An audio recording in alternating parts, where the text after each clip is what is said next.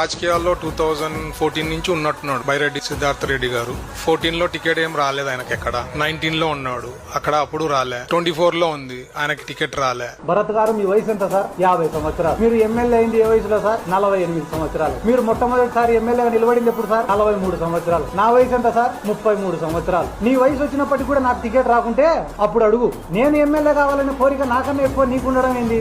33 సంవత్సరాలకు నేను SAAP chairman అయినా, రాష్ట్ర వైఎస్ఆర్ కాంగ్రెస్ పార్టీ యోజన విభాగం అధ్యక్షుడినైనా, నందికొట్కూరు నియోజకవర్గానికి ఇన్ఛార్జ్ నైనా, నా ఎంట తిరిగిన ఎంతో మందిని ఎంపీటీసీలుగా, జెడ్పీటీసీలుగా, సర్పంచులుగా, మున్సిపల్ కౌన్సిలర్లుగా, చైర్మన్లుగా గెలిపించుకున్నా. ఈ రాష్ట్రంలో ఎన్నో నియోజకవర్గాలు పార్టీ తరఫున ప్రచారానికి పోయినా, ఎన్నో ప్రెస్ మీట్లు పెట్టినా, ర్యాలీలు చేసినా, ధర్నాలు చేసినా, 33 సంవత్సరాలకే సిద్ధార్థ రెడ్డి అంటే ఒక గుర్తింపు నేను తెచ్చుకున్నా. అదే 33 సంవత్సరాలకు మీరు ఉయ్యాలు ఊగుతాయినారా సార్? నేను అడిగే ప్రశ్న ఏంది? సతీష్ అనే కుటుంబానికి న్యాయం చేయండి సార్ అని నేను అడుగుతుంటే, సిద్ధార్థ టికెట్ తెచ్చుకో, నిలబడు, ఇదే నువ్వు మాట్లాడే మాట?